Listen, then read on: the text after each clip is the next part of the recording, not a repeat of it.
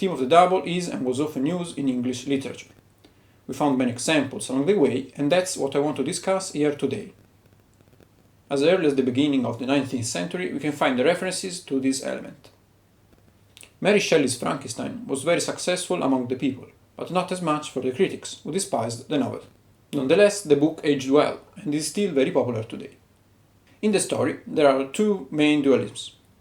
One is represented by Captain Walton and Victor Frankenstein, because both of them are overreachers, and the former wants to reach the North Pole to unveil the mystery behind the fact that compasses point north, while the latter wants to create life and substitute himself to God. So, on the one hand, we have the modern Prometheus, as the subtitle of the novel suggests, and an explorer that wants to go over his limits, while on the other there are Victor Frankenstein and the creature itself. There's this element in both extracts that we studied. In the first one, we can see how Victor refuses contact with the ugly creature, while in the second, we can see that the heroic actions of the creature are misinterpreted, and so the creature gets shot. We can say that Mary Shelley anticipated the theme in analysis, because it's more representative of the second half of the Victorian age, which is around 70 years later.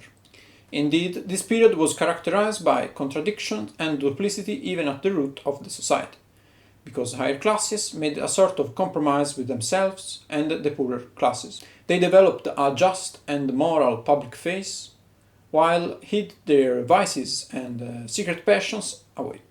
This duplicity, called also Victorian compromise, was a way to cope for the feeling of being the cause of the poor's poverty.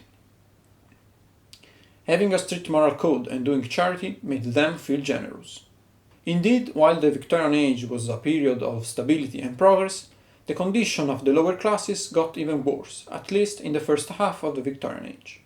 On top of that, the mentality which brought up workhouses, which believed that poverty was a consequence of laziness, was still alive and very popular among the higher classes. Good examples of the Victorian compromise are The Strange Case of Dr. Jekyll and Mr. Hyde and The Picture of Dorian Gray by Oscar Wilde. Stevenson conveys very well this concept because his protagonist, Dr. Jekyll, as we find out in his letter of confession, is well aware of this duplicity in human nature. He even predicts that man is more than double, just like in Freud's theories. Jekyll sees all the problems that this duplicity brings, and so decides to find out how to separate them for the good of both. The plan is a failure, because over time he loses control over the evil part, Mr. Hyde, and so in the end he kills himself. Dorian Gray is somewhat similar to Jekyll, because he also separates himself in two parts.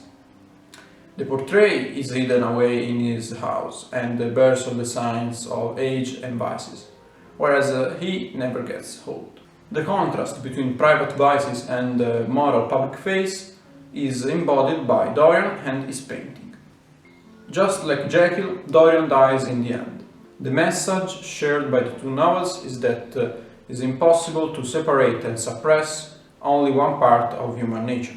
Man has to live with both and keep a balance between instincts and rational morality.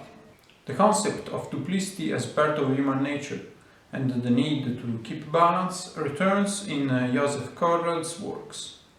Duplicity was part of his life because he had two nationalities, spoke two languages and had two jobs, sailor and writer.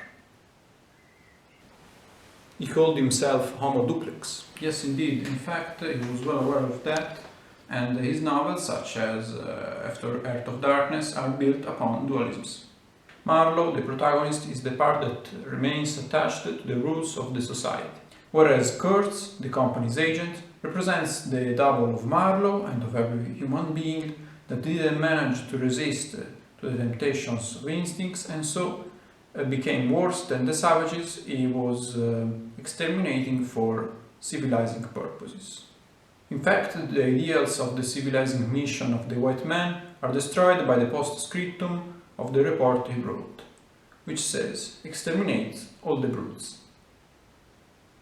In conclusion, the theme of the double is often found in English literature and developed Through time, as a society and culture changed,